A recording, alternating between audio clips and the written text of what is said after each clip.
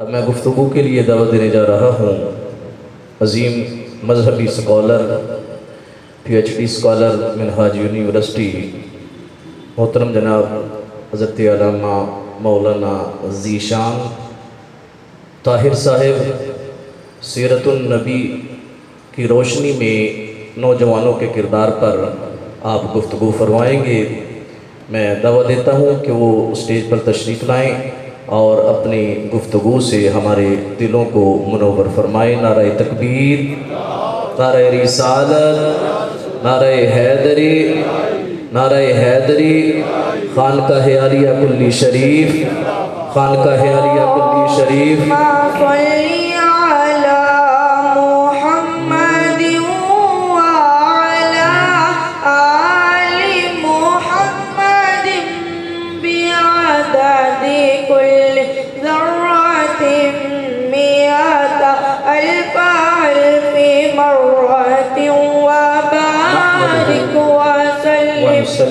ونسلم على رسوله النبي الأمين المكين الحنين الرؤوف الرحيم. أما بعد، قال الله تبارك وتعالى: لقد كان لكم في رسول الله أسوة حسنة. صدق الله العظيم. اللهم صل على سيدنا صبر كربل. الصلاة والسلام عليك يا سيدي يا رسول الله وعلى آلك وأصحابك يا حبيب الله. محترم المقام جناب پیر سید اظہر الحسن گیلانی رحمہ اللہ حفظہ اللہ تعالی، معزز اساتذہ اکرام جناب ڈاکٹر ارشد نقشبندی صاحب، جناب ڈاکٹر صدیقی صاحب اور جملہ مشائخ اعظام، میرا موضوع اور عنوان سیرت النبی کی روشنی میں نوجوانوں کی تربیت اور ان کا کردار۔ میں نے جو آیہ کریمہ تلاوت کی سورۃ الاحزاب، اس کی 21 نمبر آیہ کریمہ، لقد کان لکم فی رسول اللہ اسوۃ حسنہ، تحقیق بلا شبہ تمہارے لیے رسول اللہ کی زندگی بہترین نمونہ حیات ہے۔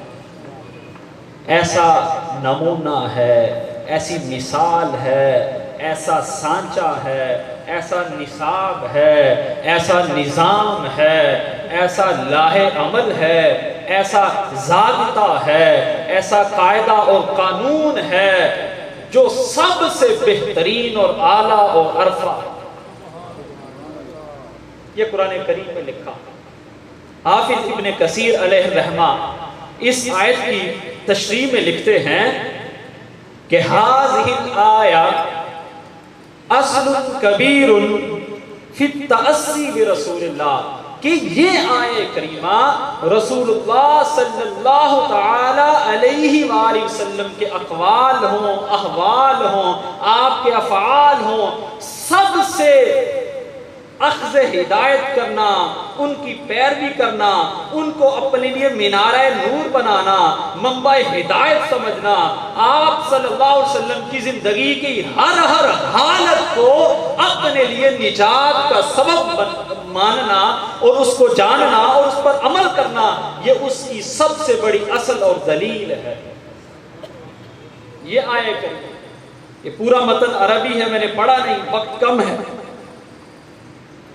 گویا کہ نبی کریم صلی اللہ علیہ وسلم کی زندگی کا ہر فعل، ہر حال، حالت کا مطلب ہے آپ کا سونا، آپ کا اٹھنا، آپ کا بیٹھنا، آپ کا چلنا، آپ کا دیکھنا، آپ کا ہاتھ اٹھانا، آپ کی زندگی کا سفر ہو، حضر ہو، غزوہ ہو، امن ہو، حالت جنگ ہو، حالت امن ہو، حالت صبر ہو، حالت شکر ہو، حالت رضا ہو، جون سی بھی حالت ہے، حضور صلی اللہ علیہ وسلم کی ہر حالت کی پیروی کی سب سے بڑی دلیل یہ آیہ کریمہ۔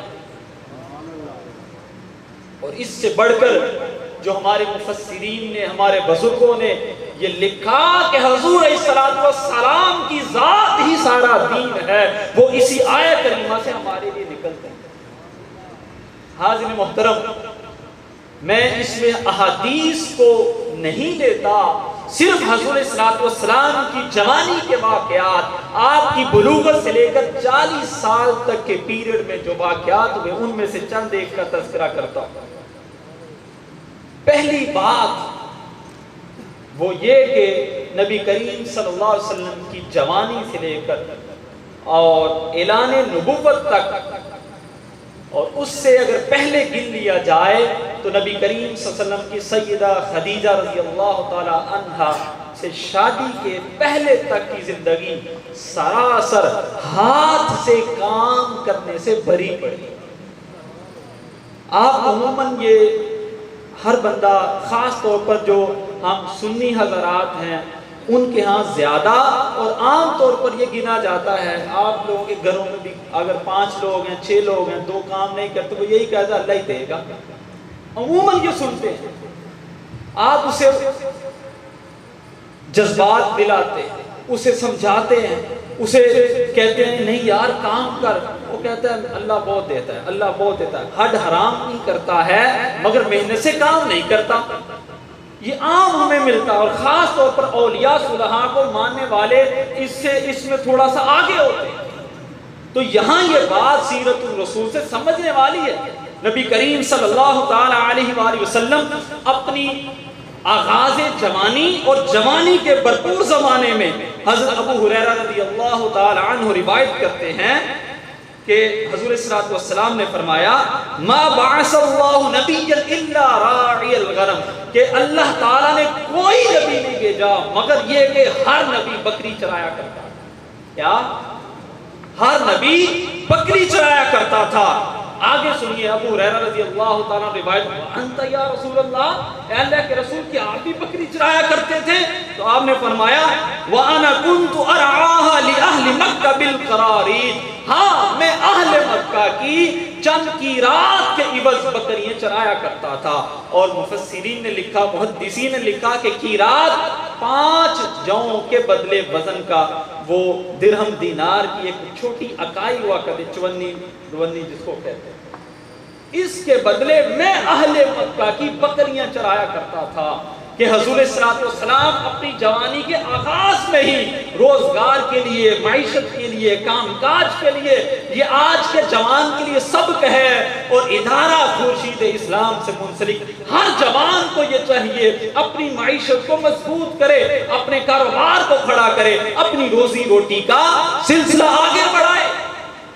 سراسر یہ سال کے بعد عرس شریف پر حاضری ہو، 11ویں شریف پر حاضری ہو، دست بوسی کے بعد دعا کے لیے کہنے کے بعد بیٹھ نہ جائے۔ پیروں نے دعا کی تھی پچھلے سال تو دعا کافی ہے روزگار کے لیے، ایسا نہیں ہوگا۔ اگر اللہ کے نبی خود امام الانبیاء ہو کر اہل مکہ کی بکریاں چرایا کرتے تو ہم اور آپ کون ہیں کہ روزگار کے لیے ہیلا اور وسیلہ نہ کریں۔ اس لیے ہمارا دین سب سے پہلے نبی کریم صلی اللہ علیہ وسلم کی سیرت اور سنت سے پہلا سبق یہ آتا، آپ کی جوانی کے سٹارٹ سے آتا۔ آگے چلتے ہیں، اس چیز کو آپ اگر اس سے نیکسٹ چلیں تو حضور صلی اللہ علیہ وسلم نے ایک تو 12 سال کی عمر سے پہلے اپنے چچا کے ساتھ سفر کیا تھا تجارت کا، ابھی بچے تھے، عمر بلوغت کو بمشکل پہنچ رہی تھی، مگر یمن کے لیے اور شام کے لیے اپنے چچا کے ساتھ تجارت کا سفر کیا۔ اور پھر آپ نے مشہور سفر سن رکھا میسرہ غلام کے ساتھ سیدہ خدیجہ رضی اللہ تعالی عنہا، جو مکہ کی بہت بااثر اور مالدار خاتون تھی۔ آپ نے ان کا مال لے جا کر ملک شام بیچا، سفر کیا۔ وہ لکھتے ہیں، محدثین حدیث پاک کو نقل کیا کہ جب سیدہ خدیجہ رضی اللہ تعالی عنہا تک آپ کے صدق کی، آپ کے امین ہونے کی، آپ کے اخلاق کی جو خوشبو ہے وہ پہنچی اور سنا تو آپ نے کیا فرمایا، بعثت الیہ فعرضت علیہ، تو درخواست کی، ریکویسٹ کی اور بندہ بھیجا کیا ان یخرج فی مال اللہ الی الشام تاجرا، کیا اللہ کے رسول آپ ملک شام کی طرف میرے مال کو تاجر بن کر لے جائیں گے؟ آپ اندازہ کریں، تاجر بننے کی ریکویسٹ آتی ہے، جاب آتی ہے، ہمارے پاس جاب آتی ہے، ہم کیا کرتے ہیں؟ یہ بھی تنخواہ تھوڑی ہے، جوان ابھی اگ رہا ہوتا ہے، ابھی پیدا ہو رہا ہوتا ہے، ابھی ڈگری ہاتھ میں بمشکل لی ہے، کہتا ہے میں بینک کا جو ہے نا پریزیڈنٹ لگنا ہے، میں بینک کا کیشیئر نہیں لگنا۔ والد بیچارہ ترلے منتیں کرتا رہتا ہے، بیٹا چھوٹی سے چھوٹی نوکری کو چھوڑ مت، مگر ہمارے ہاں الٹ ہے، پہلے دن ہی میں ڈی ایس پی لگوں گا، میں تو ایم اے کیا، میں نے تو ایم فل کیا۔ ایسا نہیں ہے، اپنی زندگی کے آغاز میں ہی، جوانی کے آغاز میں ہی اپنے لیے روزی کو، روٹی کو، معیشت کو، کاروبار کو، روزگار کو بہتر کرنا، اور جو ملے موقع اس سے فائدہ اٹھانا، اور پھر آگے چلتے ہی چلے جانا، یہ مومن کا شیوا ہے، یہ مومن کا شیوا ہے۔ آگے سنیے بارگیننگ کیا ہو رہی ہے۔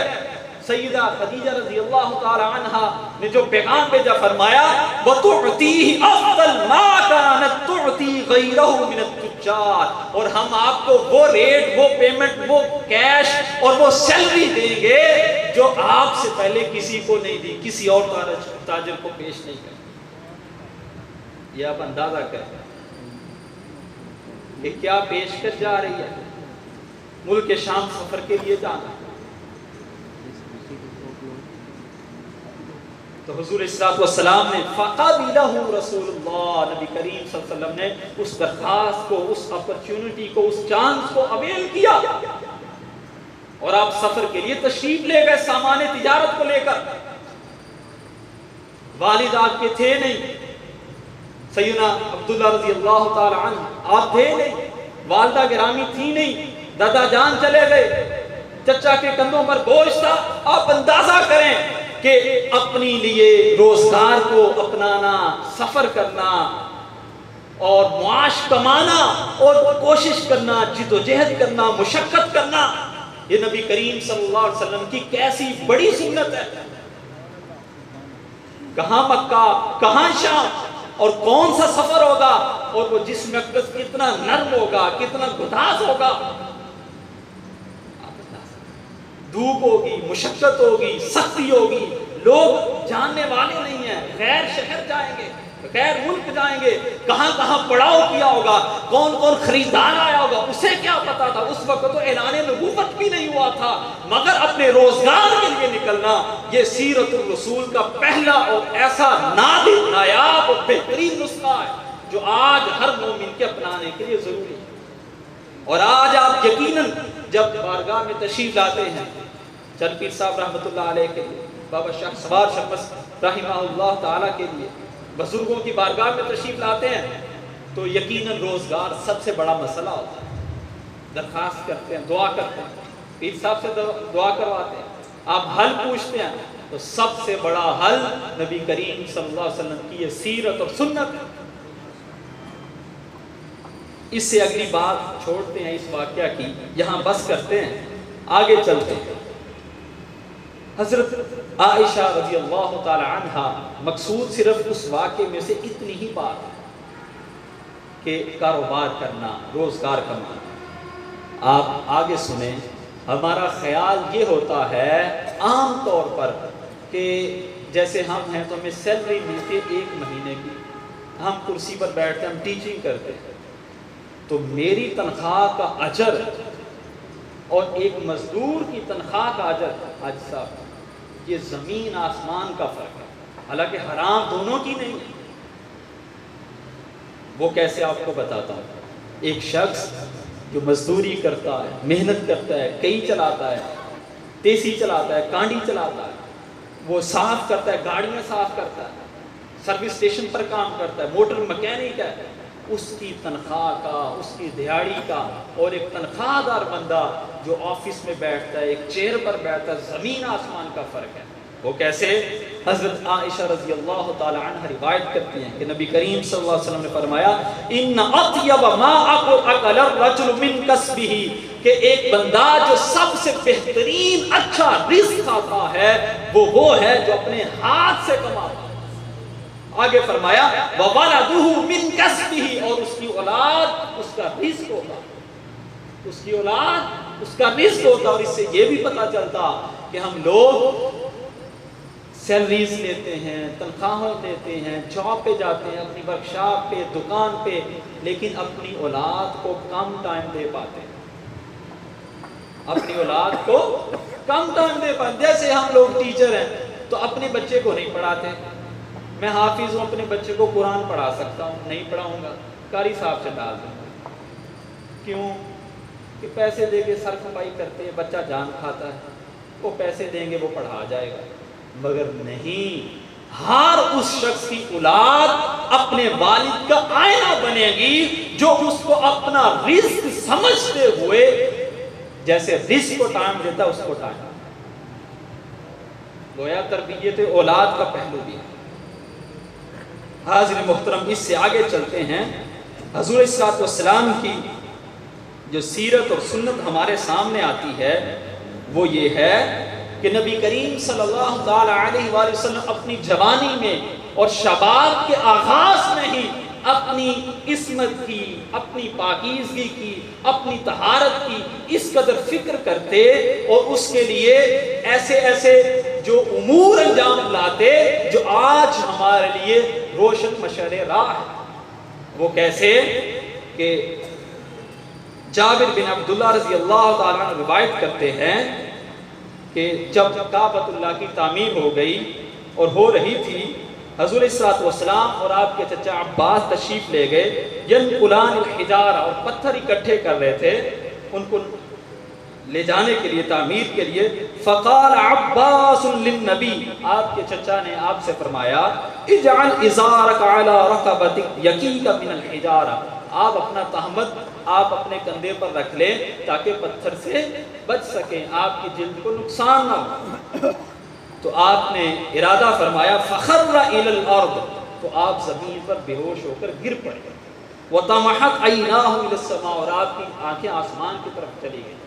فرمایا ثم افاق، جب افاقہ ہوا تو کہنے لگے ازاری ازاری، میرا تہمت میرا تہمت۔ فرمایا فشد علیہ ازارہ، آپ نے فوراً اپنا تہمت باندھا۔ یہ ہے جوانی کے اندر اپنی عزت کی، اپنی ناموس کی، اپنی عصمت کی حفاظت کرنا، اپنی شرمگاہ کی حفاظت کرنا اور اپنے سطر کی حفاظت کرنا۔ پھر صاحب آج کل موسم آگے گرمی کا، آپ دیکھیں کہ ایک بات آپ کہیں گے صحیح ہے، آپ بازار جائیں، روڈ پہ اس روڈ پر کھڑے ہوتے ہیں، اکثر 4 میں سے 2 جوان آپ کو اتنا کچھا پہنے موٹر سائیکل پہ جاتا نظر آئے، اکثر۔ اب اس کا یہ سطر نہیں ہے، وہ حرام کا مرتکب ہو رہا، اکثر نظر آئے گا آپ کو۔ یہ شرم نہیں رہی کہ میرا سطر ڈپا ہے کہ نہیں ڈپا گیا، میں نے کپڑا کون سا پہنا نہیں پہنا، میں نے نکر کس قسم کی پہنی یا نہیں پہنی، میں نے شرٹ گھر میں پہنی یا نہیں پہنی اور کتنی پہنی ہے۔ یہ بہت بڑی بات ہے بحیثیت والد، بحیثیت جوان۔ ادارہ خورشید اسلام کے یوتھ ونگ کے جوانوں کے لیے یہ آج سب سے بڑا درس ہے ہم سب کے لیے، اپنی جوانی کی، اپنی شرمگاہ کی، اپنے سطر کی حفاظت کریں۔ میرا ٹائم مکمل ہو گیا، 2-3 باتیں 1 منٹ میں عرض کر کے پھر اجازت چاہیں۔ حضور صلی اللہ علیہ وسلم جوانی کے وقت میں ایک بڑی عادت اور آپ کا جو ایک طبیعت کا میلان تھا وہ خلوت کی جانب تھا۔ آپ غار حرا میں کثرت سے تشریف لے جانے لگے تھے، کثرت سے تشریف لے جایا کرتے۔ کیا کہ جب آپ کے لیے اعلان نبوت کا وقت قریب آیا تو کیا ہوا، ثم حبب الیہ الخلاء، آپ کو خلوت سے محبت ہو گئی تھی۔ فکان یخلو بغار حرا، اور کثرت کے ساتھ غار حرا تشریف لے جایا کرتے تھے۔ یتحنس فیہ وہو التعبد، اور تحنس کرتے، اللہ کی عبادت کرتے، مراقبہ کرتے، اپنے رب کو یاد کرتے، اور کیا کرتے، اپنے ساتھ زادے راہ لے جایا کرتے تھے، اور پھر واپس پلٹ آتے تو فجئہ الحق، وہاں ہی حق آ پہنچا، وہی نازل ہو گئی۔ یہ آپ کے 40ویں سال کا واقعہ۔ اس سے آگے چلتے ہیں حاضرین گرامی قدر، اس سے بڑی بات حضرت زید بن حارثہ رضی اللہ تعالی عنہ روایت کرتے ہیں کہ پیتل کے دو بت تھے، عیساف اور نائلہ، مشرک ان کا مسا کرتے، ان کو ٹچ کرتے تھے جب طواف کرتے تو کہتے ہیں میں نے نبی کریم صلی اللہ علیہ وسلم سے کے ساتھ طواف کیا تو جب میں بھی ان کے پاس سے گزرا میں نے بھی ان کو مسا کر لیا۔ یہ جوانی کا، یہ آپ کی بلوغت کے بعد کا واقعہ۔ فرماتے ہیں فقال رسول اللہ، نبی کریم صلی اللہ علیہ وسلم نے اسی لمحے فرمایا لا تمسہ، اس کو مت چھو۔ گویا شرک سے دور رہنا، اپنے آپ کو توحید پر قائم رکھنا، یہ جوانی کے ایام میں جوان کے لیے کس قدر ضروری ایک ایسی سیرت اور سنت کا نایاب گوشہ ہے۔ اس سے آگے چلیں تو آپ جو جھوٹے بت تھے، لات تھا، منات تھا، عزا تھا، حبل تھا، ان سے کراہت کرتے تھے اور ان کے نام کی جو لوگ قسمیں کھاتے ان سے بھی آپ کی طبیعت بے چین ہوا کرتی تھی۔ جب آپ شام کی طرف سفر کے لیے گئے تو بحیرہ جو راہب تھا، بحیرہ راہب، تو اس نے جب کوئی بات کی اور قسم کھائی لات، منات اور عزا کی تو آپ نے فرمایا لا تسألنی بہا، ان کے نام لے کر مجھ سے سوال مت کر، فواللہ ما ابغضت شیئا قط بغضہما، اللہ کی قسم میں ان دونوں کے ساتھ جن کا تم نام بتوں کا لے رہا ہے ان سے زیادہ کسی اور شے سے میں بغض نہیں کرتا، میں ان سے نفرت کرتا ہوں، میرے سامنے ان کا نام مت لے۔ اس لیے غیر اللہ کے اس کی طرف یہ جو آج نیٹ پہ آپ دیکھتے ہیں جتنا الا بلا ایسا مشرکانہ حرکات، سکنات اور ایسا مواد ہے، اس سے دور رہیں جو آپ کو توحید سے دور لے جائے چیز۔ اور حضور صلی اللہ علیہ وسلم کی شادی ہے یہ جوانی کا، اور یہ بھی جوانی جو شادی ہوئی، یہ جو سفر کیا تجارت کا، اس کے 2 ماہ بعد ہوئی، تو گویا آج والدین کی خواہش بھی رہتی ہے کہ بچہ روزگار پر لگ جائے، مگر بچے کے نخرے زیادہ ہوتے ہیں، تو گویا روزگار کرے گا تو اللہ تعالیٰ اس کے سبب اس کے لیے آسانی بھی پیدا فرما دے گا۔ لیکن اس کا یہ مطلب نہیں ہے کہ اچھی جاب ہوگی تو شادی ہوگی، مگر یہ ہے کہ روزگار کا سلسلہ پیدا کرے۔ حاضرین گرامی قدر، حضور صلی اللہ علیہ وسلم کی جوانی کی سنت سیدہ خدیجہ رضی اللہ تعالی عنہ سے شادی ہے، اور ایک بات جو شادی کی ہے وہ یہ ہے کہ سیدہ خدیجہ رضی اللہ تعالی عنہ نے اپنی دوست نفیسہ سہیلی تھی، جو ان کی سہیلی، اس کے ذریعے پیغام بھیجا، تو آپ نے اس پیغام کو سنا، اپنے چچا سے ریکویسٹ کی، آپ کے چچا نے جا کر ان کے چچا سے بات کی۔ گویا شادی کے وقت مشورہ کرنا، اپنے بزرگوں سے رہنمائی لینا، اپنے بزرگوں سے ریکویسٹ کرنا اور بزرگوں کا اس کو انجام دینا، یہ سیرت النبی کا بھی سبق ہے۔ اور پھر ایک اور بات، وقت کم ہے، 20 بعیرن، 20 اونٹ آپ نے حق مہر دیے تھے، 20 اونٹ۔ آج کل شرعی حق مہر چلا ہوا ہے 5000 ہر شخص اتنا حق مہر دے جتنی اس کی استطاعت ہے۔ اگر ان کے پاس 1 کروڑ ہے تو 1 کروڑ سے دے، اگر ان کے پاس 10 لاکھ ہے 10 لاکھ میں سے دے، اگر ایک شخص کے پاس 1 لاکھ ہے وہ اس میں سے دے۔ حاضرین گرامی قدر، تیرے صوفے ہیں افرنگی، تیرے قالین ہیں ایرانی، لہو مجھ کو رلاتی ہے جوانوں کی تن آسانی۔ اقبال نے یہ بات کہی تھی، اور اگر اس بات کو اقبال کی زبان میں ڈھونڈے تو وہ کہتے ہیں عمارت کیا شکوہ خسروی بھی ہو تو کیا حاصل، نہ زور حیدری تجھ میں نہ استغناء سلمانی، نہ ڈھونڈ اس چیز کو تہذیب حاضر کی تجلی میں کہ پایا میں نے استغنا میں معراج مسلمانی۔ عقابی روح جب بیدار ہوتی ہے جوانوں میں، نظر آتی ہے اس کو اپنی منزل آسمانوں میں، اور اس قوم کو شمشیر کی حاجت نہیں رہتی ہو جس کے جوانوں کی خودی صورت فولاد۔ اللہ کی بارگاہ میں یہ دعا کرتے جو کچھ کہا اس پر عمل کی توفیق عطا فرما۔ وما علینا الا